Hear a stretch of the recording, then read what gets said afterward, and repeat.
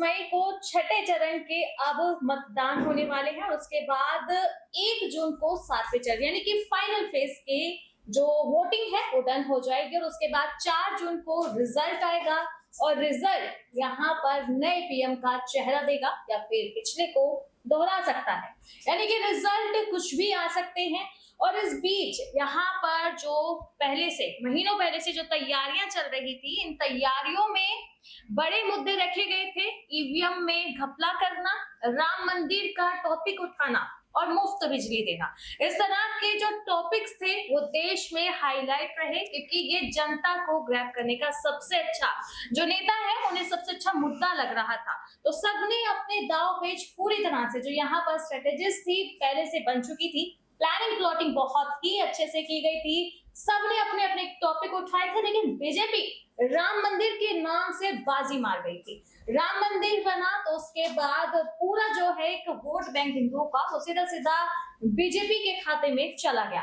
इसी के साथ आज मेरे साथी दौलत शर्मा हमारे साथ मौजूद है। हम बात करने वाले हैं कि दौलत 4 जून बहुत करीब है, बहुत जल्द इंडिया को नया पीएम मिल जाएगा या जो पिछला चेहरा है पीएम मोदी का वो फिर से सामने आ जाएगा, यानी कुछ भी हो सकता है 4 जून को। तो आज एक स्पेशल हम ये प्रोग्राम कर रहे हैं, जनता के बड़े सवाल हैं उनके जवाब दे रहे हैं। जिस तरीके से पार्टीज यहाँ पर कैंपेन कर रही थी, आप भी जानते हैं कि कई महीनों से स्ट्रेटेजीज पूरी तरह से तैयार थी, बड़े बड़े टॉपिक उठाए गए। ईवीएम का किसी ने यहाँ पर बता दें क्या आरोप लगाया, तो किसी ने राम मंदिर का टॉपिक उठाया और जय श्री राम के नारे लगाए, तो किसी ने मुफ्त बिजली की सबको बता दें कि यहाँ पर टॉफी पकड़ा दी जनता को अपनी तरफ खींचने के लिए। क्या लगता है आपको ये मुद्दे अब 2024 के पीएम में इन पार्टीज को कोई मुनाफा दे पाएंगे? बिल्कुल, यहाँ पर देखा जाए तो राम मंदिर का मुद्दा अभी भी लोगों के दिमाग में है। लोगों ने कहा कि जिसने राम मंदिर हमें बना के दिया हम उसको ही वोट देंगे, यानी सीधा सीधा बीजेपी और प्रधानमंत्री नरेंद्र मोदी की लोग तारीफ करते हुए आ रहे हैं। मात्र राम मंदिर का मुद्दा लोग कहते हैं कि राम मंदिर मिल गया है, हमें सब कुछ मिल गया और हम उनको ही वोट देंगे। जब पहली बार वोट दिया तो राम मंदिर मिल गया, अब हम दोबारा उनको वोट देंगे तो हमारा भारत और मजबूत होगा, सुरक्षा के तौर पर और मजबूत होगा। जैसे कि मैंने पहले यहाँ पर कहा था कि नेशनल सिक्योरिटी को लेकर बीजेपी लगातार जिस तरीके से बयान देती है या उनके नेता जिस तरीके से बात करते हैं, रक्षा मंत्री एस जयशंकर जिस तरीके से बात करते हैं, कहीं ना कहीं वो भी लोगों के दिमाग में रहता है कि क्या यहाँ पर बीजेपी सक्षम है नेशनल सिक्योरिटी के लिए। लोग उनपे विश्वास यहाँ पर करते हैं। जिस तरीके से उरी हुआ, जिस तरीके से फिर उसके बाद बालाकोट वाली जो चीजें हुई, उसके बाद लगातार जनता का नेशनल सिक्योरिटी को लेकर बीजेपी पर विश्वास बढ़ता हुआ यहाँ पर नजर आया। उसके बाद राम मंदिर का मुद्दा कह लीजिए, 370 का मुद्दा कह लीजिए, और उसके बाद 3 तलाक का मुद्दा। देखिए हर जगह पर यहाँ पर जो बड़े बड़े फैसले हैं ये कहीं ना कहीं लोगों के दिमाग में, दिल में यहाँ पर बस गए हैं और उसी को देखते हुए जो वोट बैंक है वो बीजेपी की तरफ खिसकता हुआ नजर आता है, बीजेपी की तरफ ज्यादा नजर आता है। यहाँ पर बीजेपी को लोग काफी हद तक इन सब मुद्दों के लिए पसंद कर रहे हैं। लेकिन जब बात महंगाई, बेरोजगारी, पेट्रोल के दामों पर, गैस सिलेंडर के दामों पर आता है, तो जो लोग उनकी प्रशंसा करते हैं वो कहते हैं कि चलिए कोई नहीं, इसको हम सह लेंगे, या फिर ये बातें बाद में देखने की है, पहले राम मंदिर का मुद्दा उनके लिए जरूरी है, नेशनल सिक्योरिटी उनके लिए जरूरी है। यानी देखा जाए तो पब्लिक पूरी तरीके से बटी हुई है। कोई रोजगार की बात कर रहा है, कोई यहाँ पर बात कर रहा है महंगाई की, कोई बात कर रहा है कि पेट्रोल के दाम कहाँ जा रहे हैं, लेकिन कोई बात कर रहा है कि आप देखो कि राम मंदिर बना दिया, कोई कह रहा है कि 370 धारा हटा दी, कोई कह रहा है कि सबके लिए उन्होंने काम किया, आयुष्मान कार्ड की लोग बात करते हैं। तो देखा जाए पूरी तरीके से यहाँ पर ये कई सारे मुद्दों पर मात्र ये राम मंदिर, 370 धारा, ये भारी पड़ता हुआ नजर आ रहा है। यानी धर्म का एंगल अभी भी बीजेपी के लिए ज्यादा मजबूत है, जो कांग्रेस बुना नहीं पा रही। जी दौलत, 25 मई को दिल्ली और हरियाणा में चुनाव है, तो ऐसे में हरियाणा से एक बड़ी खबर हरियाणा के फरीदाबाद से आ रही है कि आज सुबह एक निजी न्यूज़पेपर कंपनी है, उसकी बहुत सारी कॉपीज को जलाया गया है। दरअसल एक पार्टी के गुंडे वहां और उनके दफ्तर में दखल हुए।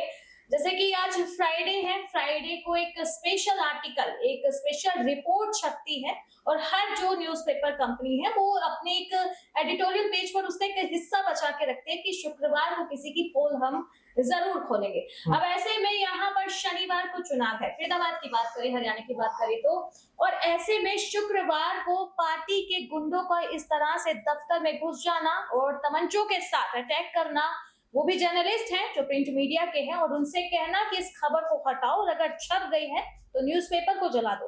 बता दें कि वहां पर बंदूकें लेकर पहुंचे गुंडे जिस पार्टी के थे, और उसके बाद उन अखबारों की कई कॉपियों को जला दिया गया है। तो क्या ये विपक्ष को डर की बौखलाहट है कि इतना डर गया है कि कहीं एक दिन पहले मेरा सच खुल गया तो अगले दिन मेरी तो किस्मत पलट जाएगी? क्या लगता है आपको, ये विपक्ष का काम हो सकता है? बिल्कुल यहाँ पर हम देख सकते हैं कि किस तरीके से कोई जगह अभी विपक्ष को यहाँ पर नहीं मिल पा रही है।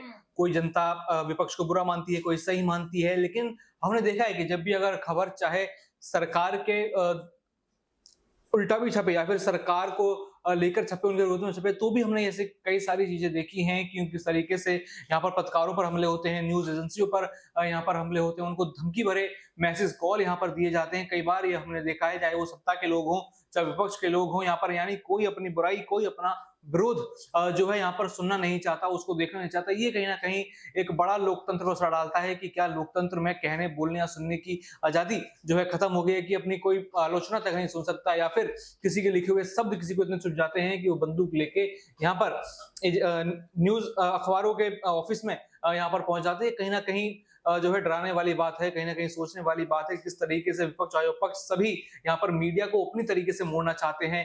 यहाँ पर जो कहते हैं फ्रीडम ऑफ प्रेस, इसको यहाँ पर कहीं ना कहीं दबाने की कोशिश है। लेकिन अगर जनता देख रही है तो जनता कहीं ना कहीं इसका जवाब उनको 25 मई को देगी, जो चुनाव है। उसके बाद 1 जून को यहाँ पर मतदान होने हैं, फिर 4 जून को रिजल्ट आएगा, तो उसमें कहीं ना कहीं पता चल जाएगा जो भी आपने चुनाव के दौरान ऐसे काम किए हैं वो जनता के सामने अगर आ जाते हैं और जनता उनको पहचान लेती है तो कहीं ना कहीं आपको बड़ा नुकसान हो सकता है। चलिए, ये तो बात हो गई विपक्ष की। अब हम मौजूदा सरकार की बात करते हैं। एमपी में चुनाव हुए, वहां पर बीजेपी पार्टी से ही एक प्रत्याशी, उसका बेटा जो नाबालिग था, वो वोट डालने पहुंच गया। ये बाद में जब वीडियो वायरल हुई, जब सच सामने आया, तो जैसे कि नाबालिग वोट नहीं दे सकते, उनका अधिकार नहीं होता, जब वो बालिग होते हैं तब उनका वोटर आईडी कार्ड बनता है, वो इनको एक आइडेंटिटी मिलती है कि ये इंडिया के हैं, अपना नेता चुन सकते हैं। तो क्या लगता है कि बीजेपी को भी इस बार डर है? क्या सच में मैदान में कोई इतनी हिम्मत वाला उतर रखा है कि बीजेपी अब नाबालिगों को लाइन में लगा रही है कि आप वोट दो और हमारी सीट आगे बढ़ाओ? देखिए, कहीं ना कहीं चुनावों में धांधली यहाँ पर देखने को मिलती है। जब आपने मध्य प्रदेश की बात की है, जब आपको याद होगा दिसंबर में 2023 में जब यहाँ पर विधानसभा चुनाव हुए थे मध्य प्रदेश, छत्तीसगढ़ और भी अन्य राज्यों में, तो कहीं ना कहीं ये खबरें हमने तभी देखी थी कि यहाँ पर इलीगल वोट्स डाले गए हैं, यहाँ पर ईवीएम के साथ छेड़छाड़ है, या फिर यहाँ पर वोट डालने में लोगों को दिक्कत हो रही है, वोट कहीं डाल रहे हैं, पर्ची कोई और है। ये सब सारी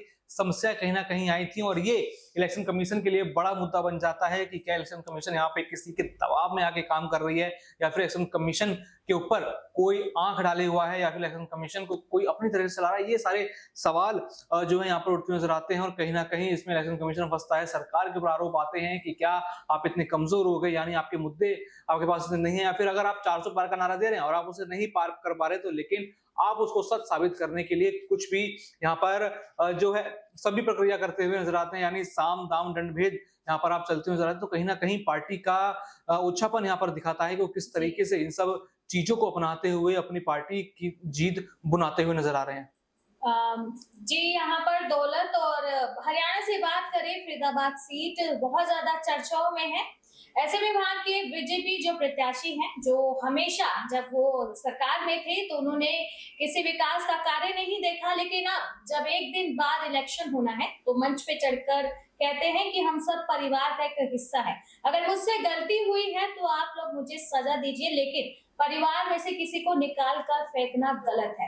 लेकिन इस परिवार की उन्होंने तब परवाह क्यों नहीं की जब वो यहाँ पर सरकार में ही थे, लेकिन अब जब उन्हें लगता है कि नहीं, कल मेरे लिए वोटिंग हो सकती है, तो इस तरह से माफिया मांगना। तो क्या लगता है कि ऐसी सरकार पर भरोसा करना फरीदाबाद वालों के लिए सही रहेगा कि जब यहाँ पर सरकार में थे तब पूछे नहीं, और जब 25 तारीख को वोट होना है तो 24 में जनता के बीच उतरकर माफी मांगते हैं, तो क्या ऐसे प्रत्याशी भरोसा करेंगे? क्या बीजेपी इस भरोसे के लायक है? देखिए, प्रत्याशी ने काम नहीं किया, ये तो वही समझ आ गया कि वो माफी अपने इलाके वालों से मांगता है। अगर कोई प्रत्याशी काम करता है तो इलाके में जाके कहता है कि मैंने आपके लिए ये काम किया, मैंने आपको ये सुविधाएं दी, मैंने इस तरीके से काम किया, लेकिन जो काम नहीं करता वो कहीं ना कहीं बाद में माफिया ही मांगता नजर आता है। उसके बाद वोट मांगने का विकल्प काम दिखाना नहीं रह जाता। उनके लिए मात्र माफी मांग के, जनता के पाँव में गिर के कैसे भी यहाँ पर वोट प्राप्त कर लेना, और अगले 5 साल में फिर वो यही सब करते हुए नजर आएंगे। जब इन 5 सालों में, 10 सालों में कह लीजिए काम नहीं हुआ, तो अगली बार भी कहीं ना कहीं जनता के साथ ये बड़ा धोखा होता हुआ ही नजर आएगा। जी, बिहार से एक बड़ा सवाल है कि वहां पर लालू प्रसाद और उनकी बेटियों का भी बहुत ही अच्छा सा कैंपेन रहा, लेकिन इस बीच आज जब वहां पर योगी आदित्यनाथ पहुंचे तो उनका हेलीकॉप्टर जो है वो थोड़ा सा यहाँ पर बता दें कि अपने एड्रेस में कंफ्यूज रहा, क्योंकि उन्हें 2 रैलियों में जाना था। तो 1.5 घंटा वहां पर जो जनता थी इंतजार में रही, क्योंकि एक बड़े से जगह पर वो जनसभा हुई। ऐसे में धूप गर्मी भी बहुत तेज है, लेकिन 1.5 घंटे योगी जी का इंतजार क्या लगता है कि ये इंतजार वहां बीजेपी की सीट कंफर्म करने के लिए था, कि इन सब वोट जो लोग वहां पर जुड़े हैं इनका वोट बीजेपी को है? बिल्कुल, यहाँ पर देखा जाए तो यूपी के अंदर खासकर उनको बाबा कह के बुलाया जाता है कि यूपी में बाबा, और उनके कामों की प्रशंसा लोग यहाँ पर करते नजर आते हैं। जिस तरीके को उनका अंदाज है, लोग काफी पसंद को करते हैं। और बिहार में भी कहीं ना कहीं लोग ऐसी सरकार चाहते हैं जो मुख्यमंत्री नीतीश कुमार रहे हैं, उनका कुछ नहीं पता वो कब इंडिया अलायंस में आ जाएं, कब वो एनडीए में आ जाएं। कुछ महीनों पहले वो इंडिया अलायंस के गुण गा रहे थे, और अब वो फिर दोबारा यहाँ पर एनडीए में आ गए हैं, और अब एनडीए के गुण गा रहे हैं। उसके बाद कह तो दिया उन्होंने कि यहाँ से अब कहीं नहीं जाएंगे, लेकिन कब वो फरार हो जाएं, कब वो किसी दूसरी पार्टी के पास ले जाएं, या फिर कब वो सबके खिलाफ ही बगावत करते हैं, इसकी भी कोई देखी जाए तो गारंटी नहीं है। मोदी की गारंटी तो बिल्कुल लोगों को मिल रही है, लेकिन इस बात की गारंटी नहीं है कि नीतीश कब बिहार के लोगों को फिर दोबारा धोखा देते हैं। तो ऐसे में कहीं ना कहीं एक दूसरे नेता की तरफ, कहीं ना कहीं उम्मीद की तरफ लोग देख रहे हैं, और उनकी प्रशंसक इतने ज्यादा हैं यहाँ पर योगी आदित्यनाथ के, उनके इतनी फैन फॉलोइंग है, तो कहीं ना कहीं इतना इंतजार करना उनके लिए यहाँ पर बनता है। जी, धन्यवाद दौलत। तो इस तरह के कई बड़े सवाल थे जिनके हमने जवाब यहाँ पर दौलत से लिए, और कहीं ना कहीं अब ये साफ दिख रहा है कि 4 जून को बीजेपी एक बार फिर से जीत सकती है, और इसी के साथ यहाँ पर शनिवार को दिल्ली और हरियाणा में वोट होने हैं, और इसी के साथ अब बड़े मुद्दे भी उठेंगे एक बार फिर से यहाँ पर, वही मुफ्त बिजली, और इसी के साथ राम मंदिर के नारे लगेंगे। खैर 4 जून को पता चलेगा कि ये मुद्दे जो सिर्फ और सिर्फ सियासत के लिए उठाए गए थे, ये इन प्रत्याशियों के काम आए या नहीं। तो ऐसे ही सियासी मुद्दों के साथ फिर से जुड़ेंगे आपके साथ। तब तक आप देखते रहिए UIP न्यूज।